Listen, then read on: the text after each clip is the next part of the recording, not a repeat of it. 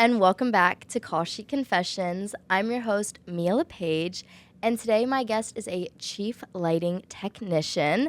I know him through the production world, and he's the founder of Umami Lighting LLC. My guest is Justin Usami. Welcome, Justin. Thank you for having me, Mia. I appreciate it. Of course. I'm so excited. Thank you for making time and bringing me on. I was stalking you a little bit, and your production value on the podcast is incredible. Thank you. Being able to post every week since you said January is insane. I used to have to do that schedule. Oh my gosh, it's a lot. It totally is a lot, and I appreciate you saying that and recognizing of course. that. Yeah, I loved your last podcast, JP. You're an incredible interviewer, and Thank it was you. really cool to hear that conversation. Thanks, I appreciate that. Yeah. Yeah, we got the shades on. We do. It's too bright. We gotta hide ourselves from the lighting because it's too good. Yes. Mia's too bright. Yes. So let's take it back. Yeah. What were you like as a kid? What were you like growing up? I think I'd like to say I was a pretty happy kid growing up. I think my parents did a really good job of cultivating a really nice childhood. I grew up in Japan, and I feel like I was pretty surrounded by a lot of creative people, especially my mom. She was the one who got me into film, or at least creative things. We'd always be doing some sort of project together, whether it's some sort of craft or how she got me into film specifically was she used to have one of those old tape camcorders. Cool. The ones you put in and you get to take a pencil and rewind it. Yeah. And she taught me how to make Lego stop motion.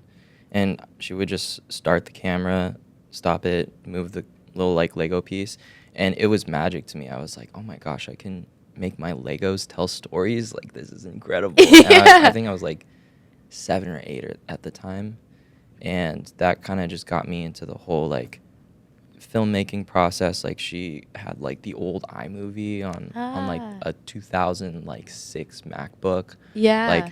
Just being able to piece together different storylines through my Legos was just so fun. That's so fun. And I love that you had all this creativity as a kid, and those creative inspirations that you were able to learn from and grow from. Yeah. That's so fun. It was so fun. I mean, huge props to my mom. She spent a lot of time trying to get me to express myself, whether it was through drawing or painting. We tried so many different things. I used to do sketch art, and also used to do pencil and ink. That was my medium, and then brought in watercolor and acrylic and so many different mediums. And it was I'm so grateful for her for that because I think she really cultivated this attitude of just trying things. Yeah. Which is so important because I feel like people are scared to try now. Mm-hmm. Because they're scared of failure or failing publicly. But trying is cool. Dude, trying is so cool. Yes. Yeah. I remember growing up or being at summer camp and auditioning for plays, and people were saying oh, you're a tryhard. And I was like, is that an insult? That shouldn't be an insult. That's not I'm trying hard. Yeah. That's a great quality, and totally. throw enough things at the wall, something will stick. And I think it's 100%. so cool you got to explore so many different mediums at a young age, and all these different realms of creativity, whether it's music or art or drawing or painting. That's awesome, and it's so cool. So cool. Shout out to your mom for really putting an emphasis on that. 100%. I mean, I feel like we're kind of the same in that way. At least from the little that I know of you, you've tried so many different things, and not just dance. Yeah. It seemed like you were also weren't you painting or something at some point as well? Yeah, I do paint. Actually, every canvas in my apartment is painted by me. No way. That's so sick. Thanks. Acrylic? Yeah. Okay, cool. Yeah. That's so sick. Yeah, Acrylic's I love nice. art. Yeah, me too. I grew up similarly as just I loved I would do fake newscasts with my sister as something that was really fun, or drawing and painting. Art class was my favorite, and I was just always a creative kid in the same way. That's awesome. Yeah. So you had this, taste of filmmaking. You also were interested in music. What was that like? I feel like music was always a part of my life. And especially growing up in church, I led worship at some point, and I think that was a really big cultivator of being into not only just singing but also playing. Yeah. And that kind of led to me wanting to do music as my career at first. And so I started to do YouTube. I kind of like put my love of film or videography and put it with music. And like I used to watch a bunch of like YouTube covers as a kid, and so I thought that would be a really great avenue. So I tried to be an artist from the age of since like 14, and I was doing like covers like every week. That was where the releasing a video every week was started, and it was it was growing. I was getting good traction at the time. At the same time, I was being trained as a vocalist. I had a really great vocal teacher as well, and she did a great job of not only training my voice, which is a little hoarse today, but she also did a great job of building my confidence as a teenager. I really give her so much credit for that, because I was so insecure, and I mean, who isn't at the time? Right. But, I really give props to her, because without her, like, I don't think I would be where I am today. Totally. Yeah. That's awesome, because confidence is such a big part. You could be the most talented person in the room, but if you don't believe in you, it's not going to matter. And it's so funny like that you say that, because it really is that in the industry, at least in the entertainment industry, is confidence is so key, to the point where you could be so bad at your job but fail upwards because you just don't give a crap about what other people think. Yeah. And you're just doing you. And I think there's so much to say about that, because sometimes you look at some artists or people that we know, not trying to name names, but you look at them and you're like, how did you get there? And a lot of times it's like, oh, you were just confident. Yeah. In dance, we say strong but wrong. Like, strong, I like that. Like, if you make a mistake, like, make it even if it's wrong, make it strong. Like, because okay. Yeah. I like that. Yeah. I'm gonna steal that. Yeah, and like failing forward, I think is it's a good thing. At least it means you're doing something, and you're 100%. trying, and you're eventually going to land somewhere. You're going to figure it out. But you got to at least do the work and try. For sure. I wholeheartedly agree.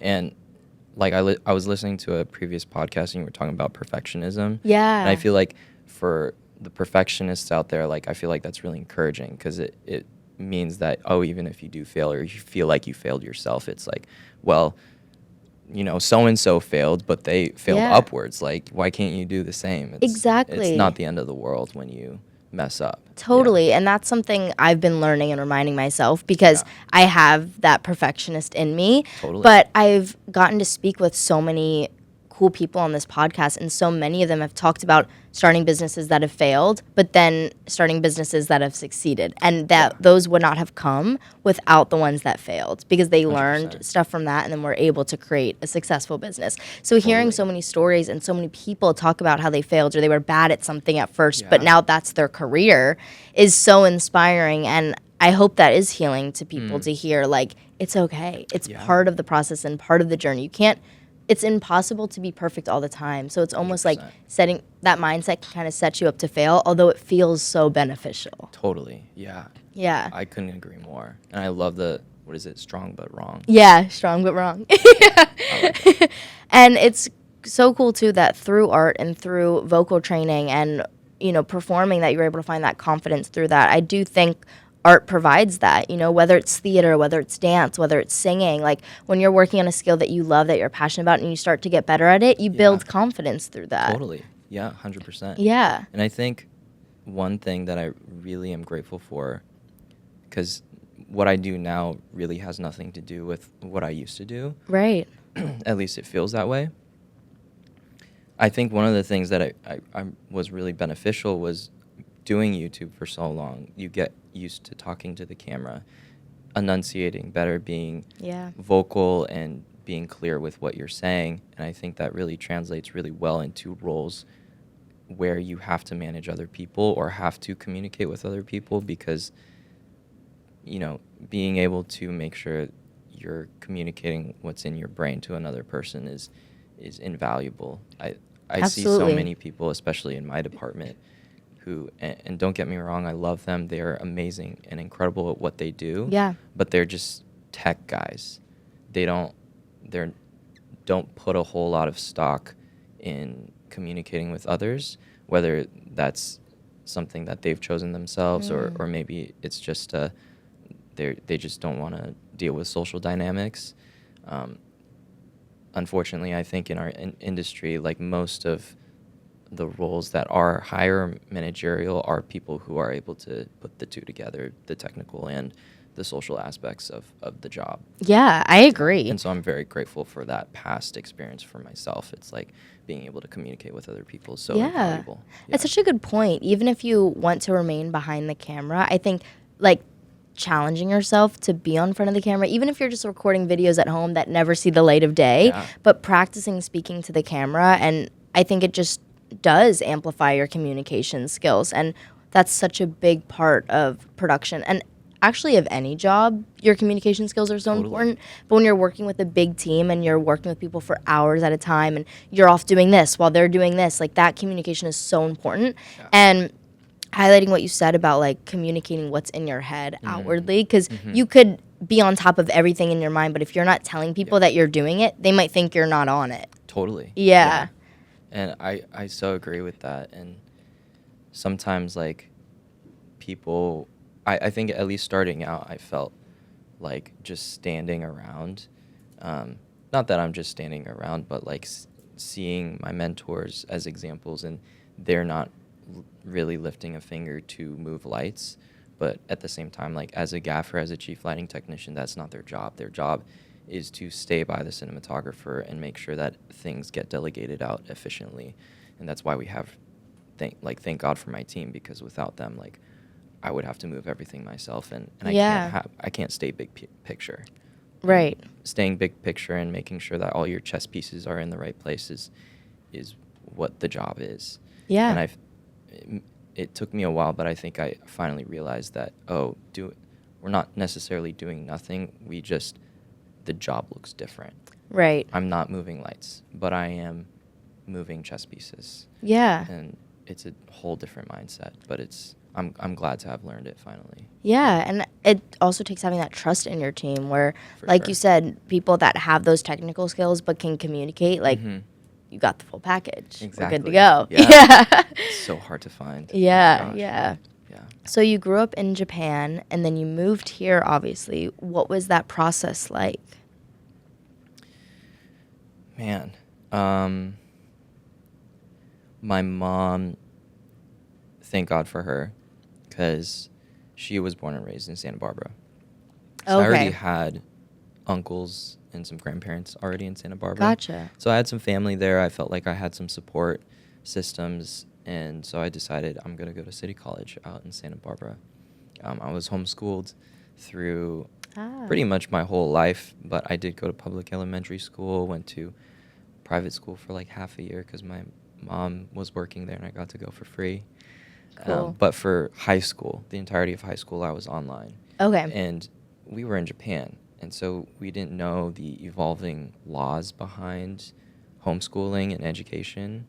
So by the time I moved to the States, we found out that, you need to be a part of a homeschool, I don't know what it's called, a coalition or group.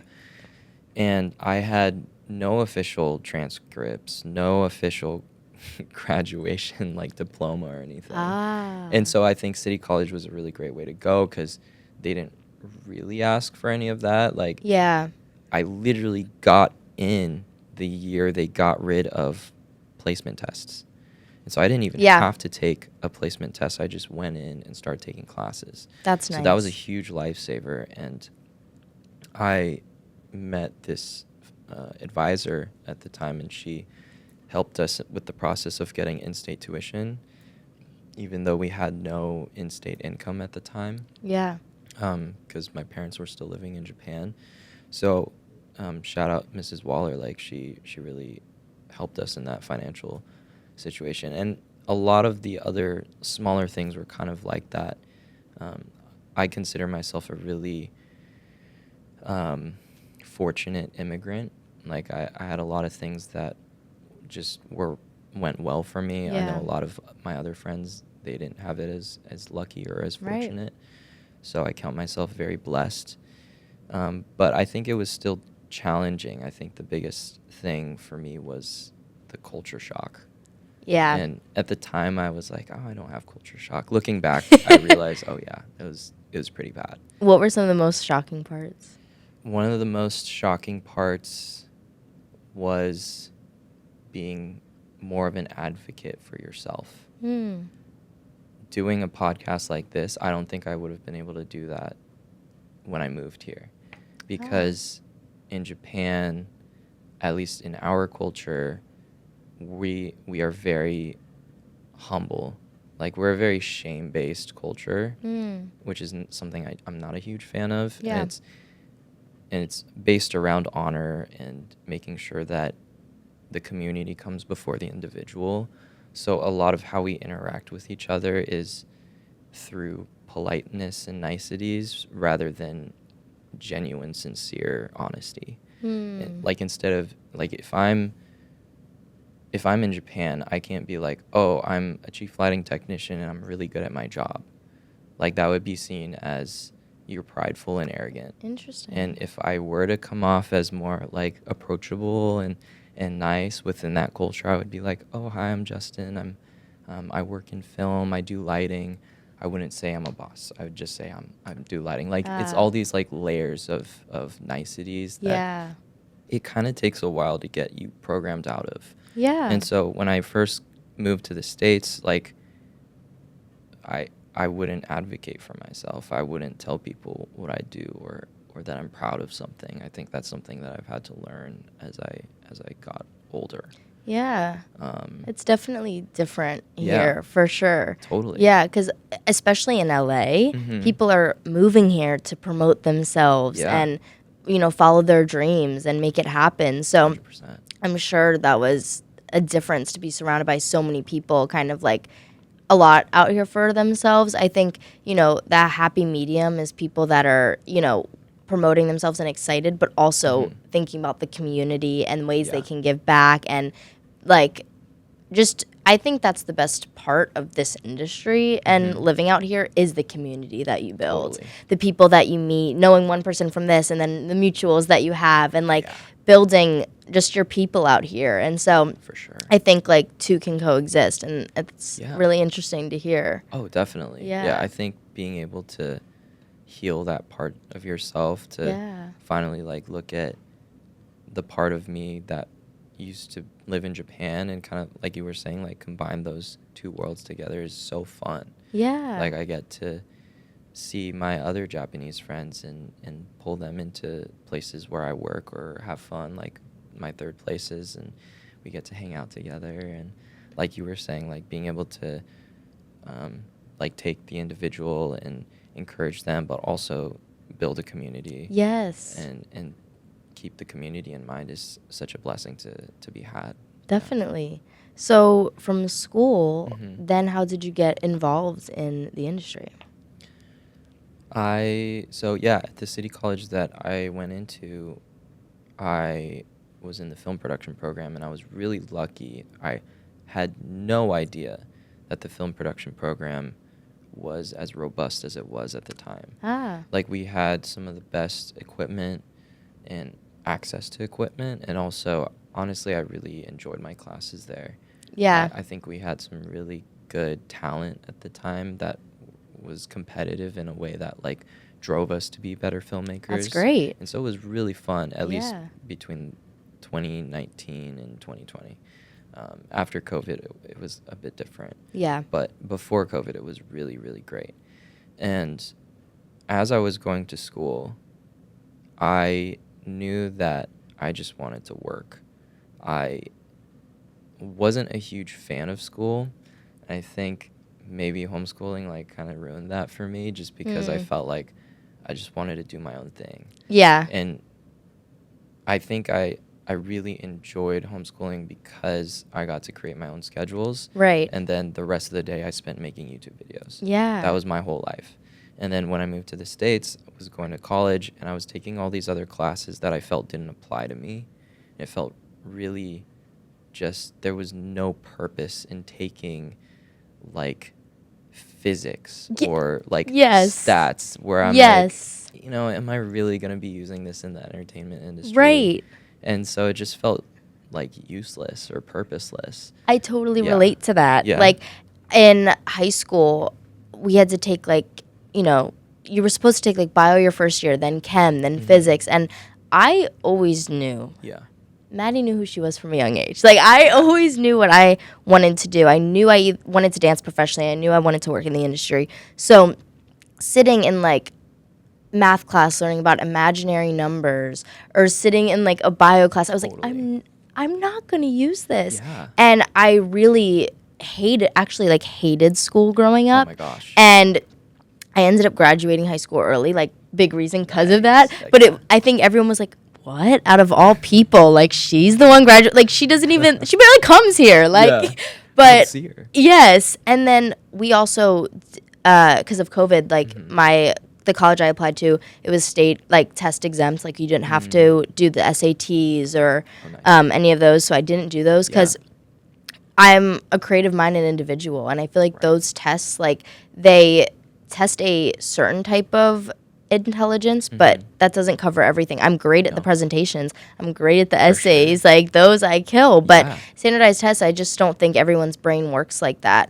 Totally. And actually, though, for me, then in college, I fell in love with school because I got to create my own schedule. Yeah. I got to, like, pick classes that I was interested in, like media performance or creating a media business or voiceover. And I was like, this is great. Like, I just felt, and I hope school systems can kind of change in a way where if kids do know what they want to do, maybe there's more of a chance to take like more electives that align with that or take more classes that align with that, because I just felt that it was a waste of time sitting in certain classrooms where I know I'm not going to use any of this one day. 100%. So I really relate to that. Yeah. And especially like I so agree with you. Like, I don't think that the standardized tests that we have really I don't think it's beneficial for the whole collective. Yeah. Because like you were saying, I think it only tests for one sort of intelligence. Right. You're clearly a very emotionally intelligent and also incredible at communicating with other people. Like, thank you. That's why you were good at the presentations. That's why you were good at, you said essays? Yeah, because you're communicating with people on page, on paper. And I think that that's just a totally different way of thinking and being able to use your intelligence. And I can't agree with you more. I think we need to change that in some way. Yeah, and so it's interesting that, and it's so cool that homeschooling provided that opportunity to create your own schedule and have more of your day back to like fuel those things that you're passionate about, like making those YouTube videos. Totally. So in college, how did you manage your class load and then also still pouring into everything you're passionate about? Great question. I think I was really lucky because I got to batch all my classes between Monday and Thursday. Okay. And I made sure to do that every semester, even after the lockdown. Went back to like online classes, and honestly, thank God for online classes, because at some point I don't think I had a single in-person class on Thursdays. So I would just go to class Monday through Wednesday, and then I would drive down to LA, work sometimes Thursdays, but mostly Friday, Saturday, Sunday, and then drive back either Sunday night or Monday morning to make it to class. Wow. And that was my life for those like 2-3 years. Wow. Which I don't recommend for anybody. That is a terrible way to live. That's like hustling. Yeah. And I mean, thank God for my friend Min, for my girlfriend at the time. Like, they let me stay with them and helped, like, fed me sometimes. And, like, without them, I wouldn't have a career. Like, seriously, yeah. Well, shout out to them. Seriously, yeah. I love them. So how did you get your first job on set in LA? It was through a friend in school, Mark Candor. He was working on a AFI set. He was a production coordinator. And he remembered that I did grip and electric, and he reached out and he was like, do you want to work on this AFI set? And I was like, yeah, 100%. get me out of Santa Barbara. I am so done with this place. Like, yes, 100%. So I went out, and I didn't know this at the time, but they were paying. And AFI productions don't usually pay. It's usually volunteer only. And so I got on that set, met a bunch of people, and most of those AFI cinematographers, they remember you, especially if you do a good job. And so then one thing led to another, and met a couple people, and they're like, hey, do you want to work on my film next week? And went on that film, and then somebody else was like, do you want to work on my film? And it just snowballed from there. Yeah. And it was really that one production that Mark brought me on. Shout out, Mark. Thank you. And from there, it just kept going. Yeah. And I got to fill my weekends with production work. That's so fun. Yeah. That's awesome. From getting that first foot in the door, what do you think kept you getting brought back? I'd like to think that I had a good attitude. Yeah. Even if I didn't know what I was doing.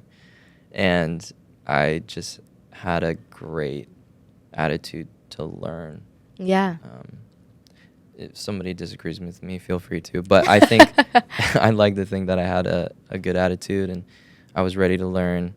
And that's what I tell most people now is, if you want to work, just come on with a good attitude. I don't care if you're technically inclined. Yeah. That's always something I think we can teach people. Yeah, totally. And I would rather be stuck on set with somebody with a good vibe and who I like to hang out with. Yeah. And even if, you don't know something, just feel free to ask and we'll work it out. I'd rather have that than somebody who is good at their job with a bad attitude. Totally. Yeah. And I think that's a common theme that I've heard of, talking with people working in the industry, that you could be the best at your job, but if you're not great to be around, dude, no one's going to want to have you around. Yeah, especially for 12 hours a day. Exactly. Yeah. Right. Rather than have someone that's excited and has a good attitude to learn and is excited to learn, and you can teach someone, but you can't teach a good attitude. Oh, 100%. You just can't. Yeah. That's a choice that they need to make themselves. Yeah. And I think that's a lot of work on the personal end. And I find myself doing this too, is you just have to make that choice almost every day you go to work. Yeah. Leave whatever personal crap you have at the door before you go to work, so that you can go in and serve the people that you need to serve. Absolutely. Yeah. I think that's such good advice. And that's something I learned from being on a dance team in college, was no matter what I was going through during the day or anything, like, leave that at the door so that when I get there, I can show up for my team. Totally. And I can also show up for myself in the best way, Yeah. 100%, because it's not just about you, especially in a dance company. Absolutely. Yeah. What's your best advice for relationship building in the industry? Ooh. Just talk to people. Yeah. I think. Even if you don't have the best attitude or not feeling like you're in a good mood, I think, at least for me, when I talk to people, I get a lot of joy out of just learning about individuals. Yeah. And sometimes I don't have my days, but at least my goal is to at least make one person's day better. Yeah. Like, if I can make somebody smile or laugh, if it's on set, that's great. If it's at the grocery store after work, yes, also great too. Like, I think that was kind of the practice that my mom helped me. It was like, just do one. It doesn't have to be the whole crew. Yeah. Just pick one person, try to get them to laugh or smile. Yes. And then you can move on. Yeah. I relate so much that you've said so far. But I totally relate to that. Like, I love talking to people and hearing about people's backgrounds and stories. And, like, I've just always been a people person. Totally. I remember in high school, there was this thing called peer mediation. It'd be the people that, like, give the new students a tour of the school. Yeah. And my gym teacher was like, that's you. Like, and had me do it. She was like, I love that you talk to everyone. Yeah. Like, she's like, even if, like, she would even just see me in class. Like, I would talk to every single person, because in high school, it's typical for cliques to happen or people to only talk to certain people.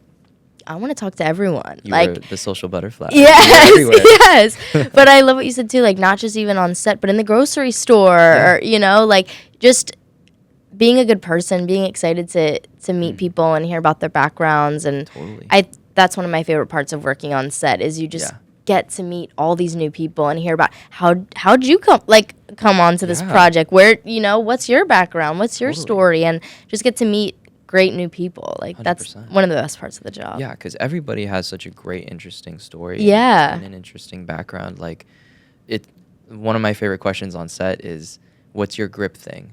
Like, if I see a grip, I'll always go up to them and be like, yo, what's your grip thing? And they'll be like, wait, what do you mean? I was like, well, I know a couple grips who live on boats. There's a grip I know, he works on production like half the year and then goes and skis in Mammoth for the other half. Like, love that. Like, what's your grip thing? Like, what's your weird thing? I met a grip recently. His name is Sam. I think he just had his first his first MMA fight. Wow. Yeah, and it's so cool. Like, you meet people and you just ask them questions, and they have always something interesting to tell you. Yeah. If you're willing to listen and pry a little bit. Yeah. Well, I have a question for you. Yeah, what's up? What's your grip thing? Ooh, my grip thing. Recently, my grip thing has been music festivals. Okay. Yeah. I feel like I've been able to bring back my love for music a lot more That's recently. amazing. I think YouTube really burnt me out of that, and I just didn't listen to music for a while. Yeah. But now it's coming back, and I've been going to concerts and raves and music festivals. And honestly, thank God for my friend group, because without them, like, I wouldn't be doing all the other fun things outside of work. Yeah. 'Cause I'm such a workaholic in such a bad way. So that's been my grip thing. Yeah, and it's good to have that balance. Like, Yeah. I love when my work life is as busy as my social life, and you kind of have both going on because they fuel each Exactly. other. Yeah. Yeah. Oh, totally. Yeah. And I'm happy to hear you're coming back around to your love for music, because you. our passions that's the tough thing with being a creative, when you are passionate about certain things and those become work, or you're just doing them all the time, that you feel burnt out because you don't want to lose that. But Totally. it can happen. I'm glad that you're coming back around to it. Yeah, thank you. What's your favorite music festival? Man, I think so far my favorite music festival is Lightning in a Bottle. Okay. I went for the first time this May, and it was just magical. I think it was really cool to see just people being themselves. Yeah. And not only getting to see like so many great artists, because I got to see Empire of the Sun, and that was a huge highlight, but also just being surrounded by incredible, amazing people. That was my favorite part. Like you said, Yeah. I'm a huge people person. Being able to be around good vibes and people caring for each other, I think, is a really beautiful thing. Yeah. I mean, I was working on set yesterday, Yeah. and, we did the Hollywood handshake. We exchanged some Instagrams at the end of the Love day. that. And people were like, Justin? He's so cool. I love that guy. And so I think that's a testament, too, to, you being a good person and Thank someone you. people want to have around. And Yeah. the way that people speak about you when you're not in the room, I think, is so telling of who somebody is. So, Appreciate yeah. that. Thank you, Mia. Of That course. honestly makes my day. Aw, Hearing yeah. that, yeah. Yeah, of course. So in school, I'm sure you tried out a bunch of different parts of the industry working in film. How did you know lighting was what you wanted to get into? I definitely fell into it. It was not something I was looking for. Yeah. I went into film school like everybody else. I wanted to be a director. And I wanted to make movies. Yeah. And, like, be like that quirky director. But I quickly realized that the director, and no shade to the actors that I worked with and the people around me, because you guys were amazing, but I just kind of realized that the director is an actor's babysitter. Maybe not so much in features, like Chris Nolan has control over everything, but at the same time, Chris Nolan is also a producer, so he has ultimate control. Most directors, especially in TV, they come in for an episode, they'll direct, and then they'll leave. Yeah. And most of the time they're there because either they had a good connection with somebody, or because they're known for being able to get actors to emote certain things and to work with actors. Like, that's kind of their whole job. And I had no acting background, and most of my interest lied with talking to the cinematographer. So I think that's where the transition happened. Was I loved talking to my friend Min about the actual visuals of the story, and one day I was brought onto a student project as a grip, And I had no idea what that was. I was like, what is a grip? I don't know, but we're going to try. Yeah. And then from working as a grip on most productions, I started seeing like, oh, wait, they're the people that do lights, like the big lights. I want to do that. I was like that fly in Bug's Life. I just like went towards the light and realized that, oh, grip and electric, those are two separate things. I want to do set lighting. So I decided I'm going to do set lighting, kept doing that. People started paying me.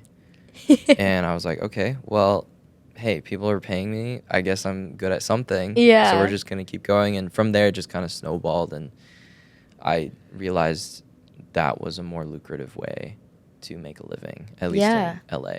Because I think the most daunting thing about moving to LA from a different state or even different city is, like, how do you fit into this giant fishbowl? Yeah. Like, it's not even a fishbowl, it's an ocean. Like, you're surrounded by so many people who are better than you, hungrier than you, smarter than you, and trying to figure out how you differentiate yourself within that is really challenging and overwhelming, I think. Yeah. How have you gone about that process? Just work. Yeah. I think that the thing that kind of kept me going and ignoring all those fears of not being the best or not being good enough was just, maybe I'm not the smartest or the strongest, but I'm pretty sure I can outwork you. I think that was where my confidence came from. And I did.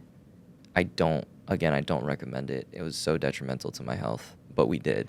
And it worked out.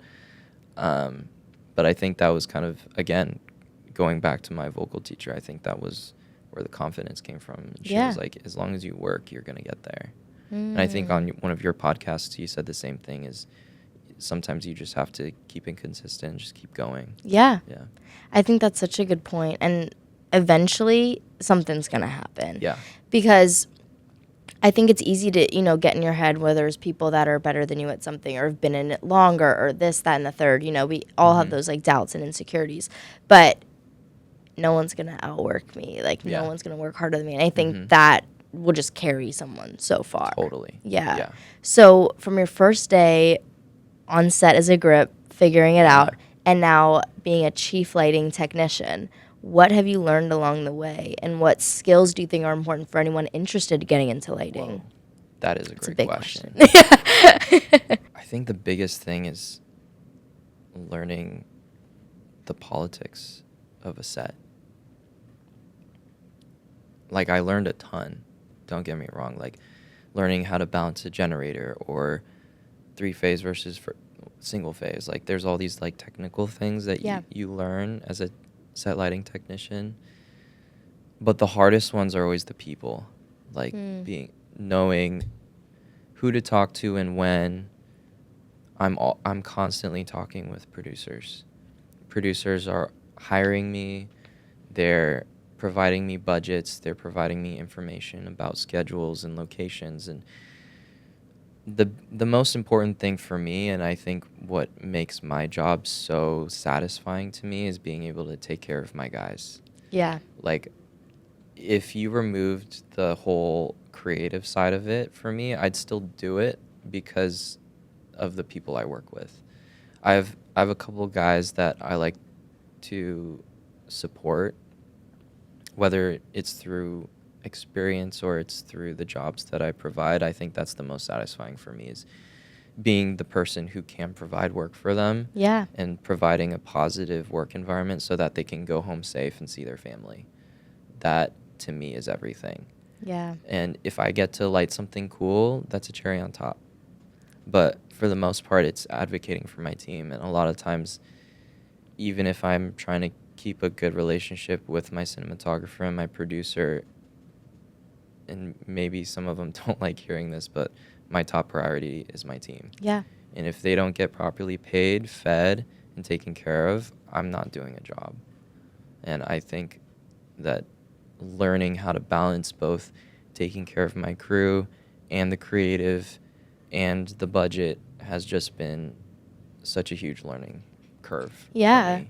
And I think it goes to your integrity, looking out for your team and wanting them to have the best, circumstances possible. I think that's what makes a good leader, is looking out for everyone and making sure that if this isn't going to be beneficial for everyone on the team, then we're not going to do it. Totally. Yeah.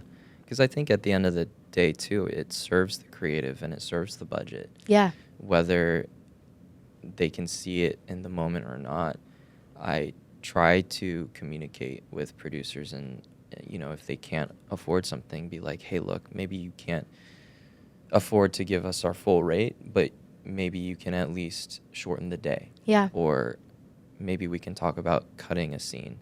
As much as I don't want to overstep and change the creative, if my guys are happy, then it's better vibes. We work faster. We work more efficiently. We make less mistakes. And mistakes always cost something. And that's one of the biggest things I try to bring up is there are so many different costs within a budget that you don't see in pre-production. Yeah. And if we can keep our guys happy and able to work at a steady and efficient pace, we're going to be on time. We're not going to break as many things, hopefully nothing. Yeah. And we're going to get all the shots. And I think communicating that has been the biggest skill that I've been trying to cultivate. Yeah, it's a good point. Yeah. It's not just having the technical skills, but being able to know what's best for the team, best for the production, and being able to communicate that and negotiate that. Exactly. Yeah. And hopefully there are people, and I try to surround myself with people who are receptive to that. Yeah. So what is one of the coolest projects or one of your favorite projects that you've worked on? Yeah. I love that question. To this day, I think my favorite project, the most beautiful thing I've gotten to work on was Kendrick Lamar's Luther music video. Yeah. I watched that thing and I almost cried. I'm not even going to lie. I got to work with my mentor. Danny Durr was the gaffer. He's... For those of you who don't know Danny, he is the gaffer on Euphoria. So he did all 3 seasons of Euphoria, and his team's amazing. And so he called me on to be the programmer for that video, and I got to program lights, which means I got to control everything from my console, and that was so fun. That's awesome. Kendrick was right there. Yeah. And then the DP was also Adam Newport-Berra. He also shot Euphoria, and I think he just had a new show. I forget which one he DP'd, but he's a really big and very talented DP. And I did have one time I messed up, and to this day it's one of my cringiest moments. But with all that being said, I think it was one of the most beautifully shot and also beautifully executed projects I've ever been a part of, so I'm very proud of that one. That's incredible, yeah. And it's so cool that you kind of got to combine your passions once again, music and working and lighting. That's so cool, yeah. Totally. And being surrounded by such impressive individuals and getting to learn from them. And I know the feeling of having that one mistake that's just in the back. It just, but shit happens. Yeah, shit happens. We move on. Yeah, and it still came out incredible, and that's so cool. Oh. I'm so blessed. I'm so thankful for that project. Yeah. So, Justin, what's on your call sheet now? Ooh, in terms of... What a day in your life looks like, and when you get on set, what are some of the things that you're doing? When I get my call sheet, I'm not even going to lie, I don't even look at the call time. I always look at who's on the team. Yeah. I'm always like, okay, who am I working with? Yes. I'll be like, oh shit, oh it's Mark, or it's oh it's Bogey, I get to work with them. Yeah. It makes my day. Me too. And then I'll look at my call time. Yeah. Call time, location, parking. Yeah. That if I am so tired and I can't process anything else, I at least try to get those 3 things before I go to bed. Yeah. That way I can set my alarms and I know where I'm going at the very minimum. Yeah. Definitely. Yeah, those are the 3 I look forward to. I'm always excited when, you see a friend on the call sheet with you. Exactly, yeah. You're like, oh my gosh, it's Byron. We're gonna vibe. Yes. And then, look at the time. So I set my alarm and prep for whatever the parking craziness is going to be. Exactly. Yeah. What about you? Do you have do you look at those 3 things, or do you also take a look at other things on the call sheet? That's a great question. Those are the first 3 I look at. And then I think about all the interests that I do have. And like I am PAing right now, but something I'm really interested in is talent handling and talent wrangling. And another interest of mine is producing. Like I love talking to the story producers when I'm working on reality shows. Oh my gosh. So I'll also take a look at those people and look like see who they are. And so then when I'm on set, if I have a chance, I can chat with them and, you know, talk with them about their experience. So I do 100%. That. And then there's always like the weather on there, and I like when they do something funny, like they'll do like a fun fact on like call sheets, and I love seeing that thing and knowing about it, because not everyone's gonna, and that's how you know you really like thoroughly look through the call sheet. Exactly. You're like, oh, it's Aloha Shirt Fridays. Okay, I guess I'll bring my Aloha shirt today. Yes. Yes. Something else I wanted to bring up, a project you worked on, I believe it was the Coin Master commercial with Kim Cattrall. Samantha on Sex and the City is my absolute favorite character. I've been told I'm a true Samantha by my friends, and I can see it. But was that your first union job as a gaffer? As a gaffer, yeah, that was my first union job, and I was so lucky to have such a great team. Lee Murky was my best boy on that shoot at the time, and I had just got into the union. I think I was only like 6 months in, and so I had little to no union connections, other than a couple of my mentors, and Lee brought on such an incredible team. I had people who worked on, oh my gosh, what was that movie called? Rebel Moon. Yeah. Yeah. I had guys from Rebel Moon. I had guys who worked on Oppenheimer. And so I had this incredible team, and fortunately I negotiated for enough manpower. We had somewhere near like 60 to 70 lights up in the air that we had to rig, and we just had so much to do within 2 days that honestly I was a little nervous that it wasn't going to get done. But we had the right team. We had the right guys, and they made me look so good. So huge shout out to them. Again, my team is everything. Yeah. Without them, I wouldn't have done it. But yeah. Yeah. So being a member of a union, how does someone go about getting into a union? Each union is different. Yeah. And they have their requirements for how to get in. For example, Local 600 IATSE is mainly for the camera department, which also includes the DP. But they require 30 union days or 60 payroll non-union days. Okay. So you have a way to get in through the non-union route. For 728, the union I'm a part of right now, which is the Set Lighting Technicians Union, they strictly only do 30 union days. Okay. Which is a little bit of a catch-22. It's like, how can you get union days if you're not union? Yeah. So then most of the time what people do is they'll go on non-union features. It's mostly features. And then they'll try to flip the show, meaning it'll go from non-union to union. Okay. That way they'll get their union days that way. Gotcha. Yeah. And then how are you going about keeping track of these days? Mostly your call sheets. Yeah. Yeah. Which is call sheet confessions. Yeah. Like you have to make sure you have your call sheets. You have to make sure you have your payroll stubs. Then you'll go to contract services and contact the union that you want to join. And once you have your 30 days, you'll put them through contract services. And if they accept all 30 days, then you're pretty much in. Yeah. Are you making like a separate folder in your email to save much. These? Yeah. You like I used to like save all the call sheets, and I'd put it in a folder, and then I'd try to match it with the payroll stubs that I got from whatever payroll company I got paid through at the time. Yeah. Smart. Yeah. There you go. And how have opportunities changed for you since being a member of a union? It's definitely gotten bigger. I think I've gotten more opportunities to do higher level productions. Yeah. at the same time, I think it has more to do with, again, the connections that I have. Yeah. Because I think that once I got into the union, some people like the union and some others don't. It's all kind of depends on perspective. But regardless, I felt like once I got in, there was a level of respect from my mentors.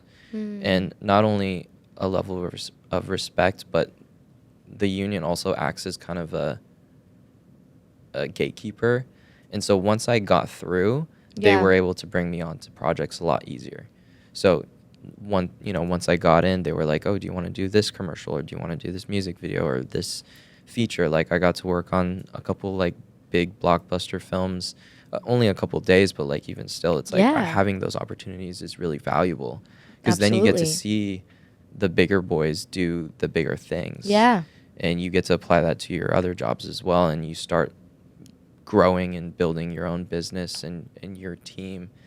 And I think that's really valuable to at least see them do that, because then you know how to do it too. Right. And then you can help teach your guys if they need that. Yeah. And I think the biggest thing for me too was having my mentors, Danny Durr and Francis Butler, who are incredible gaffers in their own right, to be able to call them up and ask them questions and be like, hey, I really had a hard day.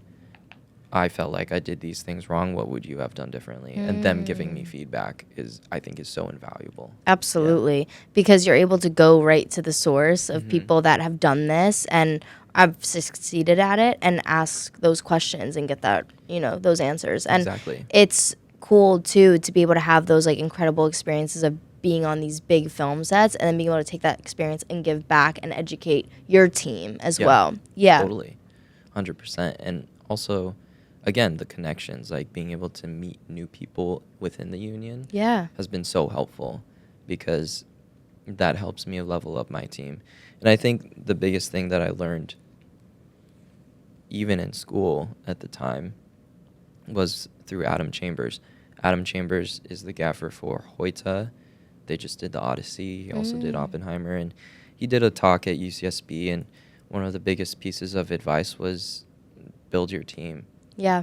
And it's funny because I know the guys that work with Adam, and they always joke around and say that Adam is a terrible lighting technician. But he is an incredible people person. You go up to Adam, and he makes you feel like you are the only person in the world when he talks to you. He's such a great listener and a communicator, and I think he does a really good job of taking care of his team again. Yeah. And so he really attracts talent. I think that's like the biggest thing that I learned, was being able to attract talent. If you're able to attract good talent, you get to grow, they get to grow, you get to help your clients, your cinematographers grow, and I think that was the biggest thing for me. Yeah, it's such good advice. Totally. All right, we're going to get into some segments. Okay. Yeah, let's do it. So our first one is Hot Takes in Hollywood, so it's going to be a quick this or that. Okay. All right. Sounds good. Lighting or camera operating? Lighting. Commercials or music videos? Commercials. Yeah. Yeah. Day shoots or night shoots? Day shoots. Yeah. Prep day or shoot day? Ooh, shoot day. Yeah. Yeah. Being there on set. Being on set. Yeah. I also don't enjoy homework, and I feel like it feels like homework to me. Yeah, that makes sense. Big crew or small crew? Big crew. Yeah. Yeah. I think some people may disagree with me on that. I like being surrounded by my team. Yeah. Yeah. Coffee or energy drinks? What's your vice? Energy drinks, man. Yeah? Yeah. I can't. I got off the Celsius. Okay. I'm happy about that, because that made me feel so bad. My friend Brady really got me onto the Death water. Oh. Liquid Death. Yes. Liquid Death energy drinks, because they're some of the cleanest energy drinks I've found. That's good to know. Yeah. Agave, I think it's stevia. Okay. And then it's green tea caffeine. Okay. And like no artificial colors or anything like that. It doesn't sound straight. Half bad. Yeah. I've never had an energy drink in my life. Really? But if I try one, I guess it would Oh be my that gosh, one. they haven't sucked you into the whole Celsius game No. yet? Damn. No, I haven't done it. Just coffee. Yeah, just coffee. Okay. I'm into matcha right now. Nice. Yeah. That's right. You were saying that. Yeah, I've always liked both, but matcha has like antioxidants, Right. which is great, and then also the L-theanine. It releases like a dose of caffeine throughout the day, where coffee just gives you that boost right away. Yeah, Totally. exactly. Yeah. But it's more controlled, so it's like when I have a long day, it'll keep me going, where I won't need like multiple coffees. Totally. So Smart. Okay. Yeah, I see. yeah. Yeah. And last two, film set or concert stage, Film set. and director or cinematographer. Cinematographer. Yeah. Yeah. Based on Yeah. what you said, I thought Yeah. that's what you said. All right, our next segment is Crafty Corner. Okay. So, what would your dream ideal crafty setup look like? Dang. I love that question. Man, I love a good local lady crafty spread. There are a couple companies that do a really good job, but I think if I were being specific, like I love a good charcuterie board. Yeah. I also have a ton of food allergies, so that's my main thing. Is I'm allergic to gluten, eggs, dairy, and soy, and if they can accommodate that with healthy snacks, I'm good. Some gluten-free snacks. Exactly. I saw a few the other day on set, and I'm like, let's do more of this. Yeah. Because I saw other people excited too. They're like, oh, these are gluten-free. I'm like, yeah, there's more of us than you think. Exactly. Like, let's. Yeah. Yeah. This is an actual issue now. Yeah. That we need to address. Yeah. Yes. And I try to like stay away from the crafty table just because I'm trying not to snack throughout the day. Right. But if I do go over there, I would love some fruit. And Yeah. some like carrot sticks or something. Yeah, like that. healthy Yeah. snacks. Exactly. Because if you put the candy in front of me and you're putting, like, Yeah. take it away. Take it away. Dude, if I have too much sugar, I'm just going to pass out. Yeah, and right. I can't afford to do that. Right. Yeah. Yes. So, some technical things. Okay. What's your favorite lighting tool? My favorite lighting tool.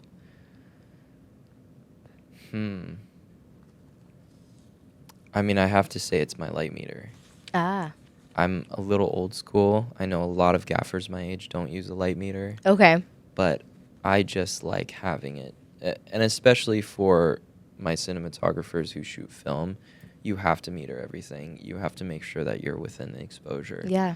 And even if I'm shooting digital and I can see false color on a monitor, which is a way that you can see how bright things are within a screen, I like to do my own metering just because it makes me feel confident in what I'm doing. And also sometimes the cinematographer and the camera aren't there all the time, and I can just light the world where it needs to fall within a technical space. And then they come in and then they put up the camera and my favorite part is if they set up the camera in a world I already lit and be like, oh, looks great. Yeah. No notes. Like that's what I aim for. Yeah. Doesn't happen all the time, very rarely, but that is what I lean towards is getting that, oh, I have no notes for you. That's when I feel like I did a good job. Right. Yeah. You know, it's a job well done. Yeah. Exactly. Yeah. What do you think is the most underrated piece of gear? Man, a crescent wrench. Okay. It's very niche. There have just been so many times on set where either me or a crew member has started like putting up lights or taking down lights, and we're like, crap, we left the crescent wrench in our car or on our tool belt that we left on the ground, and now we're like 20 feet high on a lift. Yeah. All right. Cool. Good to know. So, what is your industry ick? What's on your industry betrayal list? Industry betrayal list. Yeah. Deep. Yeah. Man. It could be anything. Like I've said like net 90 payment or like something like that. Yeah. I do hate a net 90, which is also illegal technically in the state of California. Yeah. My industry ick is probably boasting. Yeah. I think being that guy who comes in and says they're all that and then just can't do the job is one of the most infuriating things for me. Yeah. Especially if I wasn't the one hiring you. I've had multiple times when a DP or producer is like, hey, this guy's great. We want him on this job. You, like, please let him be one of your guys. Yeah. And most of the time, I'm okay with that. I'd Right. be like, yeah, let's try him out. You know, we'll give him an opportunity. I've had a couple of those guys just come in with just such a haughty attitude and just be honestly the worst person to work with. That, boasting or bad attitude.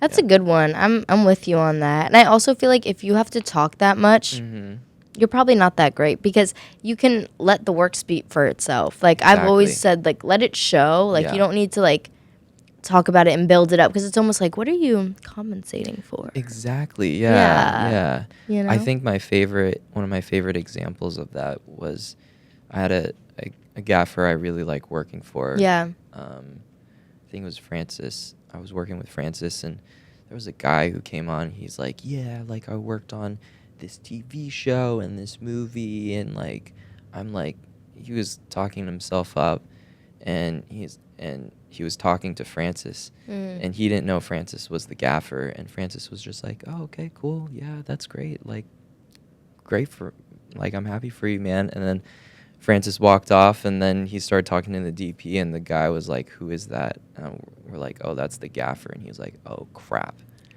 And we're like, yeah, that's Francis. He worked on Tenet. He worked on Oppenheimer. And the guy had just shut up the rest of the day. And I was like, yeah, dude, like, don't. Yeah. Be, like, aware of your surroundings, too. Totally. Like, yeah, that's... Because you never know who you're talking to. Never. Yeah, you could be talking to a PA who was the producer on some big show and just came to pull a favor for, a friend. Exactly. Yeah. And like PA today, production coordinator on something else. They could be someone hiring you on something else. Exactly. And now they'll be like, oh, good to know. Well, Exactly. And even if someone is a PA, everyone deserves respect. Doesn't 100%. matter like what you're doing or what you've done, even if it's your first time PAing on a set. Like, it's so important to just be a good person and be good to everyone. And totally. I'm really tired of people that think respect should always be earned. I think respect should be given. Yeah. I think, like, just for being a human being existing, like, people deserve respect. So it doesn't matter who someone is or what someone's done. Yeah. Like, just be a good person to everyone. For sure. Especially PAs. Like, PAs have such a tough job. Like, you have to be a jack of all trades. Right. And also, PAs are given, like, the worst tasks. Cleaning bathrooms, taking out the trash, having to deal with difficult personalities, wrangling extras. I had to wrangle extras as a PA, and I was like, dude, this sucks. I'm so sorry. That sucks so bad. Like, I guess the AD didn't have a second AD or a third, and it was just up to us, and we had to, like, wrangle 100 extras, and it was awful. Wow. Yeah. So true. Like, everyone deserves respect, and sometimes, even saying thank you to people, because Raina Hill is a producer. She was on this podcast, and she said, being a PA can sometimes be a thankless job. And, and it's just important to show gratitude 100%. For all the work that people are doing. Yeah, totally. So, Justin, you're on Call Sheet Confessions. Yeah. What is your Call Sheet confession? I think my Call Sheet confession is actually pretty recent. I consider this a failure on my part, and I think it was a good thing to have happened, because it's always the failures that teach the most valuable lessons. Yeah. I did a job for Taco Bell, and this was the third job that I did with them, and it was a really fun job. Like, we get to do all, like, the fun, like, super slow-mo, like, the sauce exploding and, like, nuggets, like, flying through the air and taco shells being crushed and, like, tossed, and all super slow-mo and robot shots. And I love that, and it was a great shoot. We had an issue with power because the stage didn't have adequate power, so we had to bring in either a generator or battery carts. And that day, and I also don't really want to spill too many details just for confidentiality, but essentially I messed up. I didn't bring enough power. I thought I did, and ended up just not having enough, and things also just went wrong. Things that also weren't really in my control. Yeah. But could have been prevented, I think, in certain areas. And got a call like about a week after the job from the PM, and I could tell like it was hard for her too, but she was like, I don't think we can bring you back on the next job. Wow. And like respect to her for giving me that call, because it would suck for me to have to tell somebody that. Yeah. But it was also difficult for me to hear, because I felt like I played ball. I felt like I tried my best to meet the place where they were in, at least for the budget and the restraint, the logistical restraints. And I think, there were some valuable lessons within that. Mostly stand your ground, because I tend to be a little too soft. I like to say, yes, we can make that work, and try my best to make, all the pieces fall into place where I need them to. And sometimes things just aren't physically possible. Yeah. Things aren't. You can plan as much as you want. If the physics don't actually work out, it's just not going to work. And I should have just stuck to my guns and fought for things that I felt like were the right tool for the job, and I didn't. Okay. That is my call sheet confession. Yeah. So advocating for yourself. Yeah. Again, like what we started off with the podcast, I think I'm still learning that. Yeah. Like seeing my roommates and my friends being able to have bigger personalities and being able to advocate for themselves is not something that comes naturally to me. Yeah. And I just want to be able to serve and say, yes, I can do it and get it done. But that doesn't work out all the time. Yeah. And it's an important skill to learn, but it does take practice.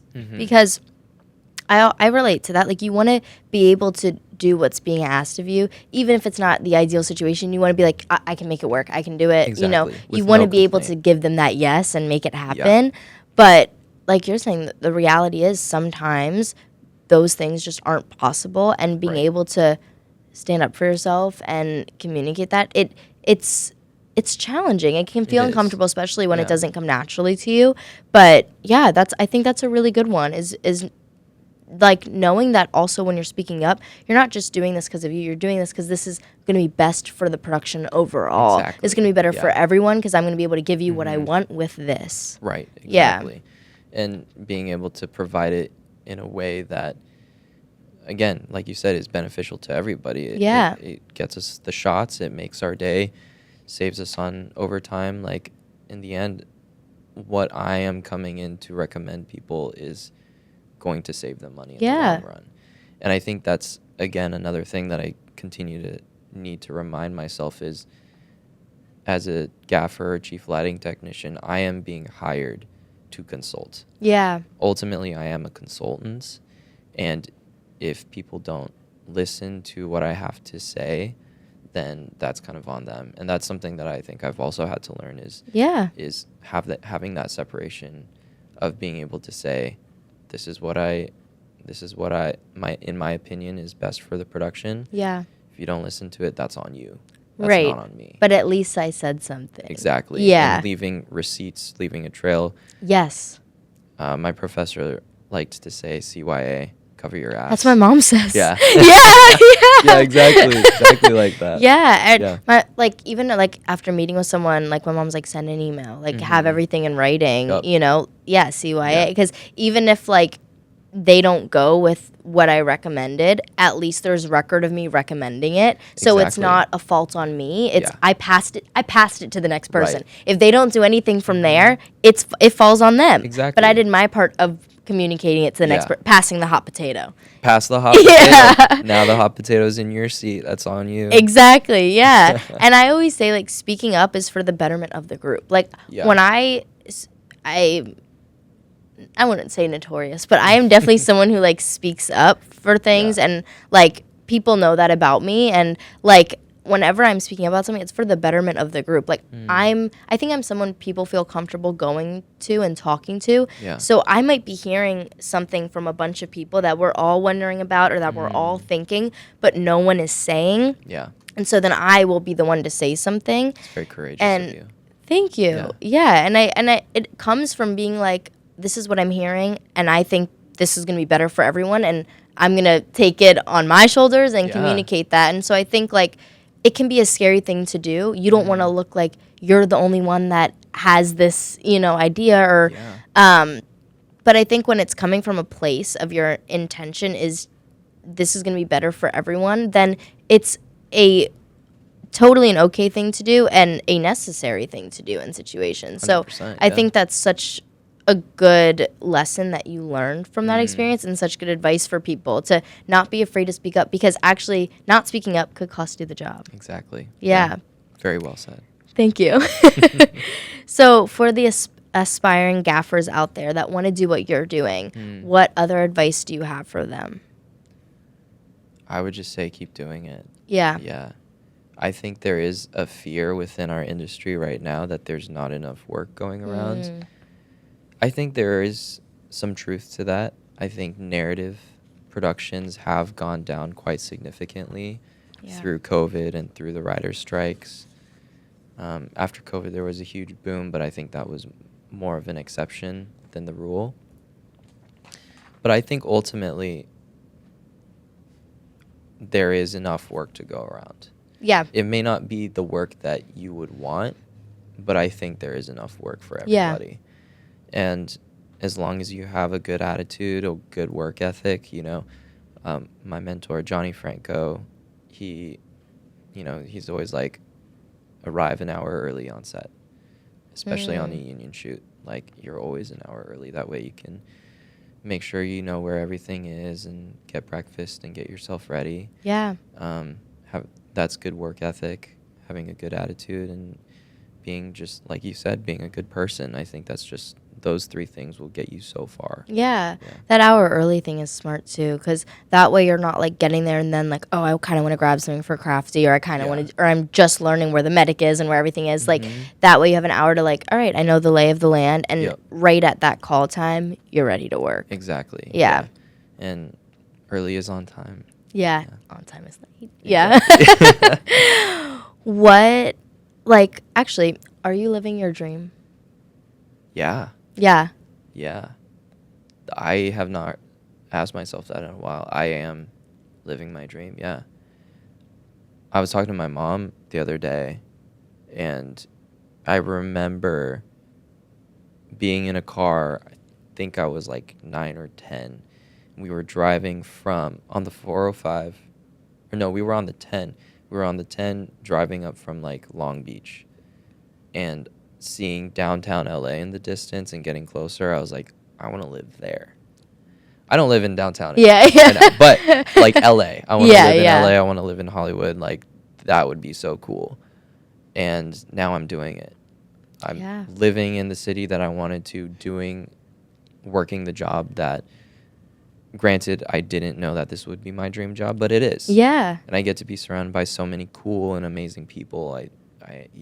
What a great life we get to live. Yes, such a blessing. Yes. Yeah. Well, that's so awesome, and congratulations on everything. And, like, moving here and creating this career for yourself, and, props to you. Thank you. Definitely very impressive. Oh, that's a good question. I am living parts of my dream, but my full dream has not yet come to light, but it's on its way. I love that. Yeah. That's so exciting. Yeah, I'm definitely living in, like, growing up I always wanted to be a professional dancer, and and I've had professional dance jobs. And, like, as a child, I always wanted to dance for the Sixers, and I did that.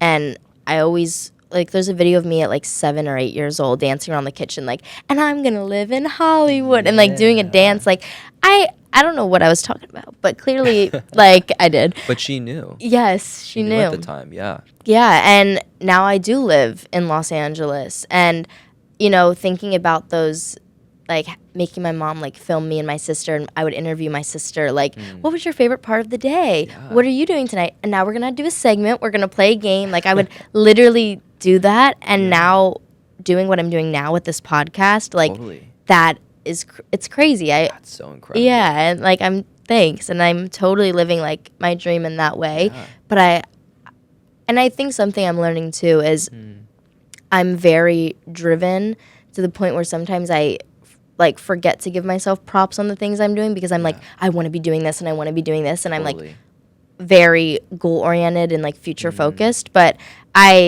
it's good to, you know, take that time to give yourself that pat on the back and notice the answered prayers and dreams that you are currently living in. Although there's more to come. The little wins. Yeah. Are you proud of yourself? I am proud of myself. Good. Especially like at this point, it's been 6, almost 7 months of this podcast, and I've released an episode every single week. Like, that I'm very proud of, because that's incredible. A tough undertaking. Yeah. And I've done it each week. So I'm definitely proud of myself in that way, and just like things that I've overcome to get to where I am. Like, my best friend likes to say that I am the luckiest person and also the unluckiest person. Yeah. Oh my gosh, because on a podcast you were saying you like got T-boned like the first week you moved to LA. I did. And within the first year of LA, my apartment also caught on fire. Oh, shit. Yes, that's right. That also happened. And that's just a few things but like that was crazy. I'm a dancer, and I moved to LA excited to take dance classes, and then got hit in a car accident and couldn't dance. So so I've definitely like, and there's, a lot, just like everyone goes through things in life, but those being able to overcome certain things that would have made most people quit or go back home or give up. Yeah. I am proud of myself for being resilient. Totally. Yeah. Moving forward. Yeah. Yeah, exactly. Consistent. Yeah. So yeah, I'm excited where I'm at, and I'm excited to keep going. Good. I love hearing that. Yeah. And it's gonna be so good. Thanks. It's just gonna keep getting better. Thanks. Yeah. I'm excited for the both of us. Yes. It's gonna be sick. Well, Justin, thank you so much for coming on Call She Confessions. I appreciate you having me. Thank you for the time. Of course. Thank you for taking the time to come on, and I'm so grateful, like, all the advice that you shared and talking about your story. And I think, so many people are going to be inspired, and I'm so glad to get to talk about lighting and bring, a gaffer onto the podcast, because I think those are people we don't often get to hear from. Yeah. Which is a big reason I started this podcast, because I wanted to talk to all the people on the back end that make this shit happen. Totally. And so it's great to have you on and get to share that perspective. Thank you for creating a space where we get to talk about that. That's awesome. Yeah, of course. Well, tell us where we can find you. I am on Instagram. You can find me at Justin Usami, or Umami Lighting is my company name. And you can also Google me, and there's probably some other things that pop up which you may want to see or not. Yeah. And what do you think's next for you? Right now, I'm just working. I have I have a music video coming out with an artist named Hollis. I'm really excited about that. But other than that, I'm going to outside lands. I want to live life. And just enjoy company with my friends. Love it. Yeah, it's great. Well, thank you everyone so much for watching this episode of Call She Confessions. Always make sure to work hard and chase the dream, because if your dreams don't scare you, they're not big enough. May your calls times be reasonable and your checks be on time. And like my Mimi always says, break a leg, but not really.